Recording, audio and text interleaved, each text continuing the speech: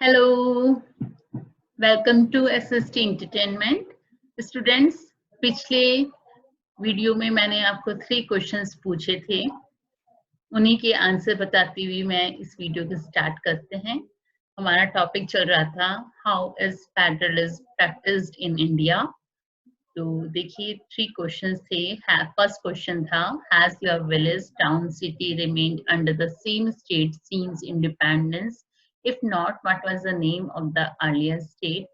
देखो, जैसे for example मैं बता सकती हूँ आपको कि जो चेन्नई है, यदि आप चेन्नई में रहते हैं तो चेन्नई अब हो गया इसका नाम, पहले ये मद्रास के नाम से जाना जाता था। Can you identify name of 3 states in 1947 that have been changed later?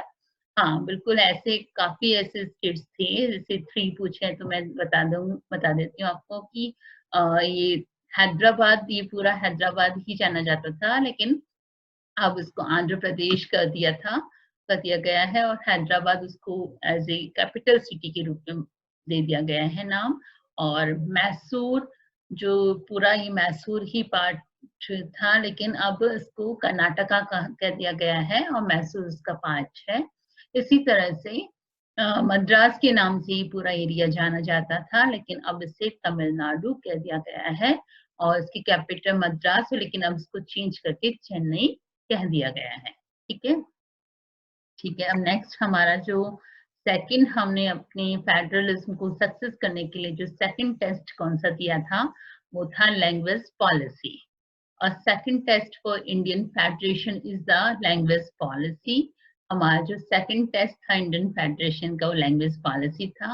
और constitution did not give the status of national language to any one language. देखिए, हमारे कॉन्स्टिट्यूशन में पहले से ही किसी भी लैंग्वेज को नेशनल लैंग्वेज नहीं कहा। उसका रीजन यही था कि हमारे जो कॉन्स्टिट्यूशनल मेकर्स थे बहुत ही इंटेलिजेंट थे। वो जानते थे कि इंडिया में इतनी ज्यादा लैंग्वेज है और जो हिंदी जो लैंग्वेज है, हालांकि काफी लोग बोलते हैं, बट पूरे इंडिया में हिंदी नहीं बोली जाती है। इसलिए इन्होंने किसी भी लैंग्वेज को नेशनल लैंग्वेज नहीं बताया गया। Hindi was identified as the official language। उन्होंने हिंदी को क्या कहा, एक ऑफिशियल लैंग्वेज बनाया। But Hindi is the mother tongue of only about 40% of Indians. लेकिन अब देखिए, आपको हैरानी भी होगी जान के कि हमारे इंडियन में सिर्फ 40% लोगों की ही मदर टंग हिंदी है। Therefore, there were many safeguards to protect other languages। इसलिए बहुत से safeguards हैं जो दूसरी language को protect करते हैं। Besides Hindi, there are 21 other languages recognized as scheduled language by the Constitution। इसीलिए हिंदी के अलावा 21 language को हमारे Constitution में scheduled language कहा गया है। A candidate in an examinations conducted for the central government positions may opt to take the examination in any of these languages। कोई भी कैंडिडेट यदि वो सेंट्रल गवर्नमेंट की पोजीशन के लिए कोई एग्जाम देता है तो वो इनमें से किसी भी लैंग्वेज को अपने एग्जाम के लिए ऑप्ट कर सकता है। States to have their own official languages. States के पास भी अपनी खुद की ऑफिशियल लैंग्वेज होती है। Much of the government work take place in the official language of the concerned state। और उनकी जो गवर्नमेंट वर्क है उनकी ऑफिशियल लैंग्वेज में किए जा सकते हैं। तो आप ये देख सकते हैं कि हमारा इंडिया में इस तरह से आप देखिए कि हर स्टेट की अपनी लैंग्वेज है। आप खुद देखते हैं कि जैसे महाराष्ट्र है, वहाँ मराठी है, तमिलनाडु है, वहाँ तमिल बोली जाती है। इस तरह से अलग अलग स्टेट की अलग अलग लैंग्वेज दिखाई देती हैं। Unlike Sri Lanka, the leaders of our country adopted a very cautious attitude in spreading the use of Hindi। Sri Lanka की तरह नहीं किया हमारे लीडर्स ने, बड़ी ही समझदारी दिखाई, बहुत ही वो कोशिश रहे इस चीज के लिए कि केवल हमें हिंदी के यूज को ही स्प्रेड नहीं करना है। क्योंकि वो जानते थे यदि खाली हम हिंदी के यूज को स्प्रेड करेंगे तो यहाँ पे भी श्रीलंका की तरह प्रॉब्लम्स हो सकती हैं। याद कीजिए श्रीलंका में सिंगला लैंग्वेज को स्प्रेड करने की ज्यादा कोशिश ने क्या किया, श्रीलंका को सिविल वार में डाल दिया था ना, फर्स्ट लेसन में आपको समझाया था। तो हमारे जो लीडर्स थे उन्होंने इस बात को बिल्कुल समझा और उन्होंने हिंदी के यूज को स्प्रेड करने के लिए बहुत ही समझदारी या बहुत ही सावधानी को उन्होंने बरता था। According to the Constitution, the use of English for official purpose was to stop in 1965. एक बार क्या हुआ कि कॉन्स्टिट्यूशन के अकॉर्डिंग हमारी इंग्लिश जो है लैंग्वेज उसको ऑफिशियल पर्पस के लिए स्टॉप करने की बात 1965 में उठी थी। However, many non-Hindi speaking states demanded that the use of English continue. But हुआ क्या कि बहुत से ऐसे स्टेट्स हैं जहाँ पे हिंदी नहीं बोली जाती, वहाँ पे इंग्लिश काफी उनकी डेली ऑफिशियल लैंग्वेज या कम्युनिकेशन लैंग्वेज है, तो उन्होंने डिमांड करी कि इंग्लिश को कंटिन्यू रखा जाए। In Tamil Nadu the movement took a violent form. Tamil Nadu में तो ये एकदम वायलेंट स्थिति में पहुंच गया था movement. The central government responded by agreeing to continue the use of English along with Hindi for the official purpose. इसकी वजह से सेंट्रल गवर्नमेंट को एग्री होना पड़ा कि वो हिंदी के साथ साथ अपने ऑफिशियल पर्पसेस में इंग्लिश को भी कंटिन्यू रखे। ठीक है ना, समझ रहे हैं ना आप। इसीलिए आप देखिए किस हिंदी को नेशनल लैंग्वेज नहीं कहा गया और बहुत ही समझदारी दिखाई थी। Many critics think that the solution favored the English speaking elite. Promotion of, तो देखो इस तरह से इंग्लिश हिंदी में एक तरह से डिबेट सी चालू हो गई थी और क्या हुआ कि आप ये देखिए कि promotion of Hindi continues to be the official policy of the government of India. हालांकि हिंदी की जो है उसको बढ़ाने के लिए गवर्नमेंट ऑफ इंडिया की हमेशा की ऑफिशियल पॉलिसी रही है कि हिंदी को बढ़ाया जाए। Promotion does not mean that the central government can impose Hindi on states where people speak a different language. बस बहुत ही इम्पोर्टेंट बात है कि प्रमोशन का मतलब ये नहीं है, मैं आपको बता रही हूँ कि हाँ गवर्नमेंट ऑफ इंडिया की ये ऑफिशियल पॉलिसी रहती है कि वो हिंदी को बढ़ा रही है, उसको ज्यादा से ज्यादा लोगों तक हिंदी स्प्रेड हो, ये गवर्नमेंट ऑफ इंडिया की पॉलिसी रहती है। बट ये नहीं है कि प्रमोशन का मतलब ये नहीं है कि central government can impose Hindi on state. ऐसा नहीं है कि वो इम्पोज नहीं करे, किसी को जबरदस्ती हिंदी बोलने के लिए नहीं कह रही। ऐसे स्टेट्स जहाँ पे हिंदी नहीं बोली जाती वहां इस तरह की हिंदी बोलने के लिए वो कोई इसी तरह का उन पे कोई प्रेशर नहीं डाल रही है। Clear? The flexibility shown by Indian political leader helped our country avoid the kind of situation that Sri Lanka find itself in. तो ये जो फ्लेक्सिबिलिटी हमारे इंडियन पॉलिटिकल लीडर ने दिखाई है, इसकी वजह से ही हमारा जो फेडरलिज्म है उसको सक्सेस होने में हेल्प मिली है। अदरवाइज नहीं तो क्या सिचुएशन आ सकती थी, बिल्कुल वही सिचुएशन जो श्रीलंका में आ गई थी। तो हम उस सिचुएशन में नहीं आए क्योंकि हमारे जो लीडर्स थे उन्होंने बहुत ही ज्यादा इसके लिए फ्लेक्सिबिलिटी दिखाई, बहुत ही समझदारी दिखाई थी। अब नेक्स्ट हमारा जो थर्ड टेस्ट हमने हमारे फेडरलिज्म को सक्सेस करने के लिए किया था वो क्या है, सेंट्रल स्टेट रिलेशंस। देखिए, restructuring the central state relation is one more way in which federalism has been strengthened in practice. इसकी वजह से सेंट्रल स्टेट जो रिलेशन है इसकी वजह से हमारा जो फेडरलिज्म है वो और ज्यादा मजबूत हुआ है। How the constitutional arrangement for sharing power work in reality depends to a large extent on how the ruling parties and leaders follow these arrangements. देखो जो कॉन्स्टिट्यूशन अरेंजमेंट है क्या पावर ऑफ शेयरिंग का, वो डिपेंड करता है कि जो रूलिंग पार्टी है और जो लीडर्स हैं वो किस तरह से पावर शेयरिंग की अरेंजमेंट को फॉलो करते हैं। For a long time the same party ruled both at the centre and in most of the states. लंबे समय तक क्या हुआ था कि एक सेम पार्टी ही सेंटर और ज्यादातर स्टेट्स में रूल करी थी। कौन सी पार्टी थी वो? बिल्कुल कांग्रेस पार्टी थी, जो काफी समय तक स्टेट और सेंटर में जिसका रूल रहा था। This mean that the state government did not exercise their rights as autonomous federal units. उसकी वजह से क्या हुआ कि स्टेट गवर्नमेंट जो है अपने फेडरल यूनिट्स के थ्रू उसको जो राइट्स मिले हैं उसको कंप्लीटली या प्रॉपर रूप से एक्सरसाइज नहीं कर सकी थी। As and when the ruling party at the state level was different, the parties that ruled at the center tried to undermine the power of the state. और इसका क्या हुआ कि रूलिंग पार्टी जो है उसने क्या किया, उसने कोशिश करी कि वो स्टेट की जो पावर है उसको थोड़ा सा कंट्रोल करे। In those days the central government would often misuse the constitution to dismiss the state government that were controlled by rival parties. This undermined the spirit of federalism.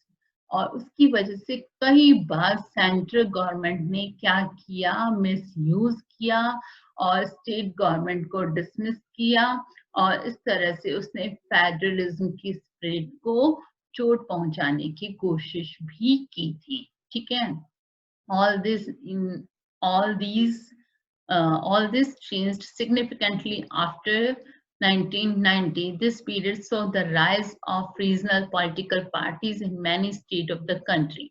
और ये 1990 तक इस तरह से चलता रहा, बट बाद में क्या हुआ, कुछ चेंजेस आए। रीजनल पॉलिटिकल पार्टीज जो है स्टेट्स में उनका पीरियड आने लगा, यानी उन जो रीजनल पार्टीज है रीजनल पार्टी एरा आने लगा। This was also the beginning of the era of coalition government at the center. एक तरह से ये इसकी शुरुआत थी, coalition government की शुरुआत थी।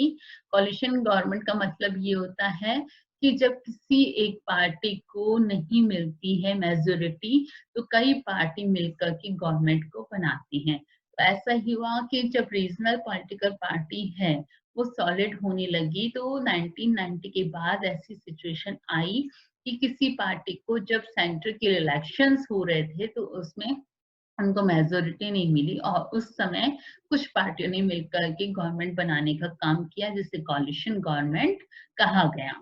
Since no single party got a clear majority in the Lok Sabha, the major national parties had to enter into an alliance with many parties, including several regional parties, to form a government at the center. Clear? तो इस तरह से लोकसभा में जब majority नहीं मिली तो major national party ने क्या किया, अलायंस किया और इस तरह से कुछ अलायंस किसके साथ किया, जो सेवरल रीजनल पार्टी है उनके साथ में इन्होंने अलायंस किया और इस तरह से इन्होंने जो गवर्नमेंट बनाई उसे कोलिशन गवर्नमेंट कहा गया। This led to a new culture of power sharing and respect for the autonomy of state government. इसने क्या किया, एक तरह से नई न्यू कल्चर, पावर शेयरिंग की न्यू कल्चर को शुरू किया और इससे क्या हुआ, स्टेट गवर्नमेंट की ऑटोनॉमी का भी रिस्पेक्ट हुआ। This trend was supported by a major judgment of the Supreme Court that made it difficult for the central government to dismiss state government in an arbitrary manner. और इसने क्या किया कि एक सुप्रीम कोर्ट को ये judgement देने के लिए सपोर्ट किया कि अब सेंट्रल गवर्नमेंट के लिए डिफिकल्ट हो जाएगा कि वो इस तरह से स्टेट गवर्नमेंट को डिसमिस नहीं कर सकती। Thus, federal power sharing is more effective today than it was in the early year after the constitution came into force. तो इस तरह से आप देख सकते हैं कि इंडिया में तीनों टेस्ट इतने सक्सेस हुए कि इसकी वजह से इंडिया में जो फेडरल पावर शेयरिंग है बहुत ज्यादा इफेक्टिव हो गई है और इसने पहले की तुलना में हमारे फेडरलिज्म को और ज्यादा मजबूत किया है। आप ये देखिए, दो यहाँ पे कार्टून दिख रहे हैं बच्चों, इनको एक बार देख लीजिए क्योंकि कार्टून बेस्ड क्वेश्चन भी आपके एग्जाम में आते हैं। जैसे सपोज करिए ये पिक्चर आ जाता है, तो ये पिक्चर आपको क्या बता रही है कि सेंटर में जो है गवर्नमेंट वो बहुत ज्यादा पावरफुल है और स्टेट गवर्नमेंट उनको कह रही है कि हमें कुछ और पावर्स दे दिया जाए।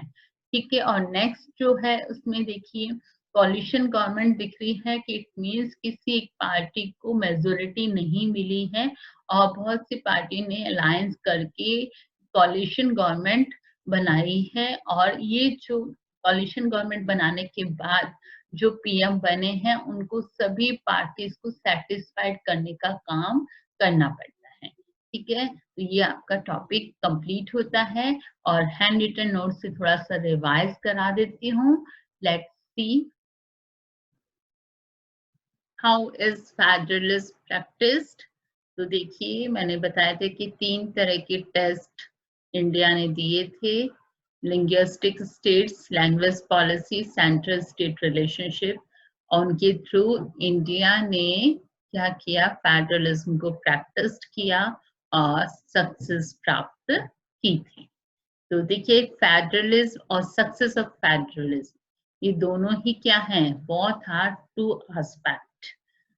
फेडरलिज्म तो क्या कहेगा, प्रिंसिपल्स के बारे में बताएगा, ठीक है, बट सक्सेस ऑफ फेडरलिज्म किस पर डिपेंड करता है, ये डिपेंड करता है nature of democratic politics in the country पर। Clear.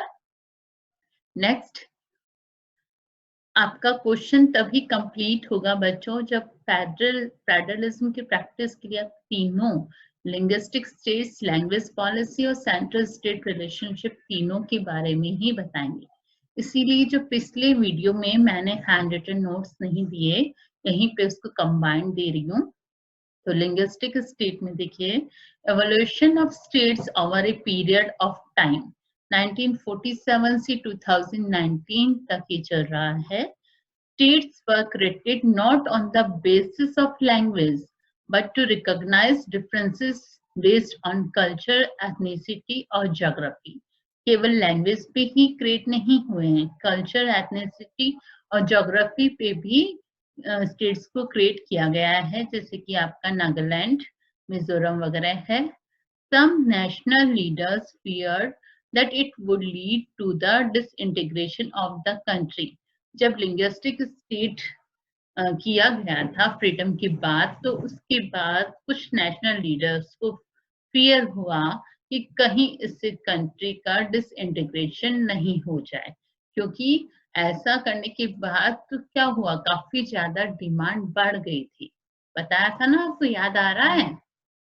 But experience has shown that the formation of linguistic state has actually made the country more united. लेकिन जो experience था उससे क्या पता चला कि उन्होंने जो ये टेस्ट किया है, ये जो एक्सरसाइज की है, ये सक्सेसफुल हुई है और इसने हमारे कंट्री को बहुत ज्यादा यूनाइटेड किया है। Administration has made easier now, और इसके साथ साथ एडमिनिस्ट्रेशन भी क्या हो गया था, इजी हो गया था। नेक्स्ट था लैंग्वेज पॉलिसी। तो लैंग्वेज पॉलिसी में देखिए, it was second test for the Indian federation. Indian federation के लिए सेकंड टेस्ट था। Our constitution did not give the status of national language to any one language. हमारे constitution में किसी भी लैंग्वेज को नेशनल लैंग्वेज का स्टेटस नहीं दिया गया। Sorry, Hindi was identified as the official language, but there were many safeguards to protect other languages. हालांकि हिंदी को ऑफिशियल लैंग्वेज कहा, बट बहुत से ऐसे वेज थे जिसके थ्रू अदर लैंग्वेज को भी प्रोटेक्ट किया गया। Besides Hindi, there are 21 other languages recognized as scheduled language. Hindi के अलावा कितनी थी, 21 लैंग्वेजेस को क्या कहा गया, scheduled language. It means scheduled languages में हमारे कितने हो गई हैं, हिंदी और साथ साथ दूसरी 21 मिला के 22 लैंग्वेज हो गई हैं। States too have their own official languages. Much of the government's work take place in the official language of concerned state. State में उनकी खुद की ऑफिशियल लैंग्वेज होती है, जिससे ज्यादा काम वो अपने ऑफिशियल लैंग्वेज में कर सकते हैं. The central government responded by the agreeing to continue the use of English along with the Hindi for official purposes. और सेंट्रल गवर्नमेंट भी रेडी हो गई थी कि क्योंकि डिमांड हुई थी तमिलनाडु जैसे स्टेट में, तो उसके लिए एक मूवमेंट भी हो गया था कि इंग्लिश को बंद नहीं किया जाए एज ए ऑफिशियल लैंग्वेज. इसलिए बाद में सेंट्रल गवर्नमेंट ने हिंदी के साथ साथ इंग्लिश को भी ऑफिशियल पर्पस के लिए लागू कर दिया गया था. Cautious use of the spreading Hindi को स्प्रेड करने के लिए जो हमारे लीडर्स हैं काफी कोशिश रहते हैं. Promotion of Hindi continues to be the official policy of the government of India, but the central government cannot impose Hindi on states where people speak a different language. हालांकि हिंदी को प्रमोट करने की कोशिशें हमेशा इंडियन गवर्नमेंट की रही हैं, वो इसके लिए अलग अलग पॉलिसीज बनाती है. बट बच्चों ऐसा नहीं है कि प्रमोशन के साथ साथ उन्होंने कभी स्टेट्स में जहाँ पे हिंदी नहीं बोली जाती है वहां पे उन्होंने इसके लिए बिल्कुल भी प्रेशर नहीं डाला है. Can not impose Hindi on states where people speak a different language. Clear. Third हमारा क्या था? Central state relations. Restructuring the central state relations in one more way in which federalism has been strengthened in practice. क्या हुआ? Central state relation को इस तरह से किया गया रिस्ट्रक्चरिंग, ताकि क्या हो कि फेडरलिज्म जो है और ज्यादा मजबूत हो सके. Power sharing arrangement work on how the ruling parties and leaders follow these arrangements.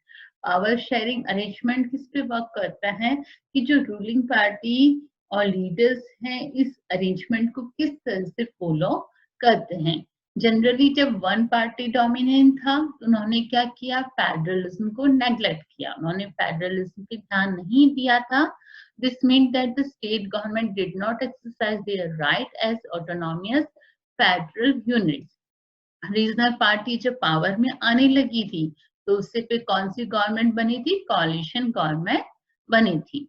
और उसके साथ साथ new culture of power sharing, check on the power of central government, autonomy of state increase. इसके साथ साथ क्या हुआ? पावर शेयरिंग, एक तरह से पावर शेयरिंग का न्यू कल्चर दिखाई दिया कॉलिशन गवर्नमेंट के रूप में. और उसके साथ साथ क्या हुआ? Check on the power of the central government. Central government की पावर पे भी चेक ऑन रहता है. ये देखा जाता है कि कहीं वो स्टेट की पावर को नहीं छीनने की कोशिश करें.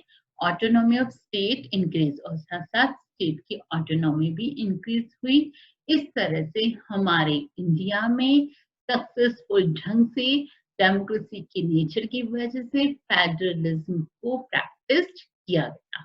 तो बच्चों फेडरलिज्म की फीचर्स और इंडिया में फेडरलिज्म के कौन कौन से फीचर्स हैं और साथ में किस तरह से प्रैक्टिस होती है, ये तीनों चीजें अच्छे से आपके माइंड में क्लियर हो गई होगी.